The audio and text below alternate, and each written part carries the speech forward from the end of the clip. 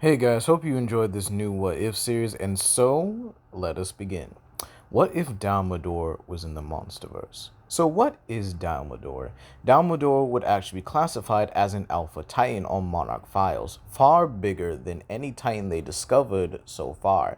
This is due to more so his length. However, when he rears up, he is actually an astounding 367 feet, much bigger than Godzilla, who was around 340 feet tall, but still smaller than Ghidorah, who was around 521 feet tall here. Now, Dalmador in Godzilla's history. Back in the ancient times, Dalmador was one of the few species that actually challenged the Titanus Gojira. Known as the Titanus Apophonis, these serpent-like dragons, if you will, were actually capable of breathing fire due to the fact that they actually were able to catch falling stars. And in doing so, they would actually ingest them and actually create their fire breath from them, which eventually turned into a genetic trait throughout the years. This would then allow them to not only combat the Gojira species, but actually be able to keep them away from them for long periods of time. However, when the Titan War broke out, and so most of them actually went underground or into the Hollow Earth to actually retreat from the war itself between the Gojiras and the Kongs, wanting nothing to do with it here. As for symbiotic relationships, the Dalmador we know today has a relationship with Titanus Quetzalcoatl, almost an intimate one, if you will. Basically, they are mates, as they are derived from the same species, but again, slightly changed throughout millions of years of evolution here. It also has a wonderful relationship with the Mothra lineage, actually being able to take care of their eggs while the moths actually gestate, protecting them from any predators that will come their way. As for their relationships with the Gojira species, they are known for a territorial and rival dispute here. And so, the Dalmador we know and the Godzilla we know would not have gotten along very well. They understand that they have roles as protectors here, but again, they both do not see each other as allies. Begrudgingly, they will team up every now and then, but they know that one day, one will have to take the title of Alpha. And so, we begin our story in King of the Monsters here, where Godzilla has just been hit by the oxygen destroyer. He sinks lower, lower, and lower, and Monarch doesn't know where either him or Ghidorah are. This causes Mothra to gestate a lot sooner than the original timeline, and so when she emerges, she doesn't sense Godzilla. Is he alive? Is he dead? She doesn't know. However, what she does sense is Ghidorah. He's alive. He's regenerated his Kevin head. And so now he claims the title of the Alpha. And so he roars to the skies, roars to the heavens, and calls every Titan to awaken and destroy. Rodan flies to the mountain and bows. However, Ghidorah knows that this isn't over just yet. He knows one more person or one more being that can challenge his reign. And so he roars for another Titan other than Rodan himself to actually go and confront his adversary, hoping that this Titan will get the job done. Mothra, now being able to complete her imago stage, or complete herself into her adult stage now, actually flies at high speeds and actually goes to Brazil. This is where she actually meets Titanus Quetzalcoatl and is actually able to wake her up with her god rays. Quetzalcoatl's at first taken aback, wondering what's going on. Why did Mothra awaken her? She doesn't respond to her. And Mothra begins to explain the situation. Godzilla has fallen, and she senses that there's only one more person left. To which Quetzalcoatl, understanding, actually spreads her wings and begins to fly. This is where we get to see Quetzalcoatl in her glory. Now again, Quetzalcoatl in mythology is known as a flying, feathered serpent. And again, I wouldn't mind that here for the story. I don't think that would be a bad thing here, considering the fact that, again, I established that she is Dalmador's mate. So, Quetzalcoatl, understanding this, makes her way to Japan along with Mothra. However, they sense something following them, far higher in the clouds, in the darkest parts of the sky. However, right now, they do not try to confront whatever creature is following them. And so they beeline it towards Japan. Or basically, no, not Japan. I'm actually going to change that. To the Himalayan mountains. And they go to the biggest peak that they find here. And so this is where Mothra uses her god rays to remove the ice across the mountain. This does cause a miniature avalanche, flattening everything around them. But again, desperate times call for desperate measures. Quetzalcoatl bows towards the mountain, and as does Mothra. And waiting for Quetzalcoatl to start calling, she actually calls for her mate. And so the mountain immediately in response begins to tremble. It begins to crack and break open, almost like an egg. And out emerges Dalmador. Dalmador nuzzles his mate affectionately, but then he turns to Mothra, confused on why she's here. And Mothra simply bows, and then so does Quetzalcoatl. And this is where Dalmador begins to put two and two together and realizes that Godzilla may have fallen.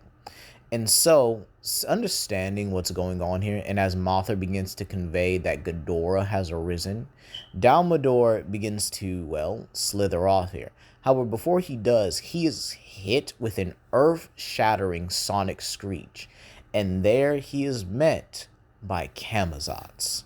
As Camazotz dies, Dalmador utilizes his tail to whip Camazotz away from him here. Quetzalcoatl and Mothra immediately take to the skies here. However, Mothra hears a particular call and actually manages to beeline it out of there. Quetzalcoatl, curious, just simply stays with her mate, Dalmador, at the moment, ready to back him up should the situation call for it. However, Dalmador makes quick work of Camazotz here. As Camazotz tries to go for a sonic cry, Dalmador digs underground and surfaces right behind him, unleashing his fire breath, cooking the Titan alive here. This is where Dalmador grabs Camazotz by the neck and crushes it, killing the Bat Titan completely here. This, again, will have changes in the future, obviously. So with that being said here, Dalmador now understands what's going on here. Titans have awakened. They now bow to Ghidorah, and he needs to make his way towards him. Conveying with Titanus Quetzalcoatl is able to tell her mates that Ghidorah is now resting in Washington. And so Dalmador now begins to stir. He begins to wander. And so the earth trembles beneath him as Quetzalcoatl flies overhead, clearing any path or any Titan that might be in his way. Dalmador then goes into the river, causing a tsunami as he enters it, and so he's off to Washington, D.C. And this doesn't go unnoticed. Monarch actually picks him up on the radar, and they're wondering, what the heck is this? It's massive, it's huge, its energy signature is rivaling that of Ghidorah. And so as Dalmador makes his way to Washington, D.C., Monarch also finds Mothra as well, using her god rays to point the way towards Godzilla. And so, just unlike the original movie, the Monarch team and the Monarch scientists all make their way down towards Godzilla, trying to find a way to revive him here. And this is where we actually go to Washington, D.C., Rodan and Ghidorah flying around, destroying everything, while Ghidorah is roosting and collecting his power. However, just as Ghidorah is roosting here, Dalmador surfaces, challenging him for the title of the Alpha Titan. And Ghidorah descends from his storm, ready for battle, now much better than what he was before in the Antarctic and the Oxygen Destroyer battle. And this is where he simply tells Rodan to attack. But as Rodan does, Titanus Quetzalcoatl comes down, coiling herself around the bird titan, or the Pteranodon titan here, and slams him into the ground here. Ghidorah, seeing this, now understands he now needs to confront Dalmador, and so the two charge at each other, full speed, mouths and jaws wide open, and this is where they create a massive shockwave here, both of them going at it. Tooth to claw, gravity beam versus fire breath here. The match looks like it could go either way. However, Ghidorah has an ability that Dalmador was not expecting, his lightning. This is where Dalmador simply tail whips Ghidorah into a power generator on accident, And Ghidorah crashing into it absorbs all the electricity in Washington, D.C., causing him to get supercharged. And so, with a full power gravity beam, he launches Dalmador's body fully into the air and causes him to crash into the sea. Quetzalcoatl, seeing this now, actually rushes to get her mate, but Rodan is able to stop her and pin her to the ground here. However, Ghidorah simply walks over, telling Rodan not to attack or harm Quetzalcoatl here. And this is where he simply stands over her, imposing his will, and forces her to bow. Quetzalcoatl, remaining strong, hopes that Dalmador will actually get out. However, it takes him a minute, but he does manage to stir himself here. And so, with a full force fire breath, burns the back of Ghidorah, causing the dragon to tumble over. Dalmador then pounces on Ghidorah, trying to tear at one of his heads. However, before he can go for the middle one, the other two clamp around him, and he gets a gravity beam directly to the face, actually breaking off one of his horns here. However, Dalmador then slams his claws right into Ghidorah's stomach, trying to tear at something, trying to rip out something. However, the creature's healing factor is strong, and then Ghidorah lets out another pulse of electricity, sending him flying. Realizing that her mate needs to get out of there, Quetzalcoatl actually grabs Dalmador and begins to flee. Rodan is about to give chase, but Ghidorah tells him to not to, as he senses something else calling him, calling the other Titans to Boston, the Orca. And Ghidorah beelines it by himself for the moment, with Rodan actually following suit. And so, with that being said here, the original part of the story actually takes place the same. Except, where's Dalmador? Quetzalcoatl is actually taking him to Mount Fuji where Rodan was. Her mate is injured, and he's critically injured at that. And so, she drops him in the volcano and allows him to absorb the radiation, having him regrow his horns and regrow his power. And so, when he emerges, Godzilla emerges too. And this is where Godzilla actually makes a calls to arms.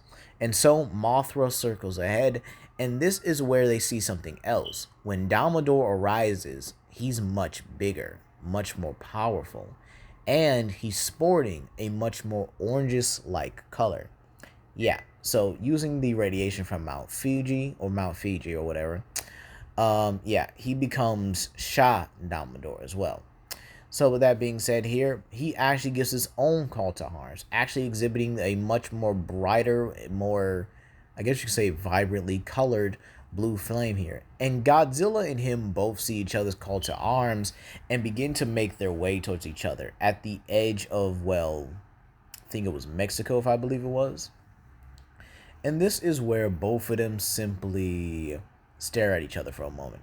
Godzilla and Dalmador, both understanding that what needs to be done is going to have to be done together. And so with that being said here, both Godzilla and Dalmador both enter the sea together as begrudging allies for the moment, but understanding that when this is done, someone is going to have to claim the title of Alpha. Now, back in Boston, Ghidorah is laying waste to the area trying to find Madison, and this is where he can sense it. He senses both of them, Dalmador and Godzilla, stronger than what they were before. And both of them are heading towards him, along with Quetzalcoatl and Mothra. So, with that being said here, Ghidorah actually manages to find Madison, and in this timeline, he destroys the Orca completely here. However, this is where everything changes here, as Dalmador and Godzilla both enter the fray side by side, and they stare down Ghidorah. All the Titans give off their roars, knowing that this will be their final battle with each other. And so, the Titans leap at each other, running at each other full speed, and tackle each other, causing a massive collision here. Thanks to their double weight, they're able to push back Ghidorah a lot quicker here. Dalmador takes charge, and actually leaps at Ghidorah, coiling his body around him and restraining him, giving Godzilla the perfect opportunity to ram Ghidorah through a building here. Now, again, this does hurt Dalmador a little bit because, again, he is wrapped around him, but it's to keep Ghidorah restrained here. However, Ghidorah manages to go for a power grid, only for Dalmador to clamp his jaw on his head. Ghidorah tries to blast with his other two heads, but Godzilla grabs another one. And so, understanding that he needs to decide between which head before one gets ripped off here, he goes for the much more painful one, that being Dalmador, because he has his jaws clamped around Ghidorah's head. And so, this frees, I think, Ichi? We'll just say it's Ichi. And then, this is where he actually goes for the power grid, now boosting himself tenfold. Because remember, he absorbed the Washington power grid and it now absorbs the Boston power grid, making him much more dangerous than before here. And so Dalmador and Godzilla both combine their fire powers, creating an atomic fire. And this is where Ghidorah unleashes a full force gravity beam, blasting against him here. They're actually even at this point here. The power of Dalmador and Godzilla matching this overly amped Ghidorah. And so the blast gets bigger and bigger and bigger until a huge explosion happens, knocking both of them back and even departing Ghidorah's storm for a moment here. This is where Rodan actually tries to come in, only to get slammed by Mothra and Quetzalcoatl together here. The combined might of the two female titans is enough to overwhelm him. And so Quetzalcoatl is actually able to get a venomous bite on Rodan, causing him immense agony and causing him to drop from the sky. Realizing that both of their respective titans or both of their respective alphas need help here, they actually try to jump in, only for Ghidorah to unleash a lightning blast, actually knocking them both away. And so Godzilla and Dalmador both look at each other and understand what needs to be done. Now, in this timeline, Godzilla is still building up critical mass. And again, Dalmador himself is actually increasing in energy, but considering his body is much longer, he's able to expel it and actually able to control it here. So with that being said here, Godzilla understands what needs to be done and starts building up a nuclear pulse, but he needs Ghidorah restrained and actually unable to fly. Dalmador, understanding what Godzilla is about to do, actually makes his way towards Ghidorah in a one-on-one. While Godzilla is building, Ghidorah actually sees this and tries to get to Godzilla, but Dalmador, due to his speed, is actually able to cover much more ground a lot quicker and actually able to restrain, pull back, and even slash at Ghidorah multiple times here. This is where Ghidorah and him get into actually this kind of tussle, where both of them actually start falling over onto the ground and start, I guess you could say, wrestling one another. However, due to Dalmador's sheer weight and bulk at this point here, he's able to actually grasp on one of Ghidorah's rings, and you can actually hear a bone-shattering crunch, much louder than any bone break in history, enough to even make Mothra and Quetzalcoatl flinch at the amount of pain that Ghidorah must be experiencing here. And so this allows Godzilla to fire off a nuclear pulse, burning off one of Ghidorah's heads. Seeing this here, Dalmador then burns the spot where the head used to be, making sure it doesn't come back immediately. This is where he then takes his time to bite the second head off of Ghidorah. Ghidorah, realizing the situation he's in, does try to flee, but Godzilla and Dalmador both grab him and pin him down, and with their combined blast, they're able to overpower the singular gravity beam that Ghidorah has left on his middle head, and they are able to fully incinerate that monster. And so everything kind of goes quiet for a minute here. All the other Titans actually appear this time, but a bit more in this timeline. Behemoth, Methuselah, Scylla, Queen Muto, Mothra, Quetzalcoatl, Bunyip, and Mokele-Mbembe. All of them actually appearing, with a few sea-dwelling Titans actually remaining at the coast, watching. Godzilla and Dalmador both roar to the skies, signaling that they both just ended Ghidorah. However, it's not done. Unfortunately, one has to actually take the role of Alpha here. And so, despite their injuries, and despite them actually being pretty low on energy, they know this has to be settled one way or another. And that's where we're going to leave it off here, you guys. Please comment down below, like and subscribe, and share with your friends. This is Legendary Grimlock, and I hope you guys have a blessed day. Peace.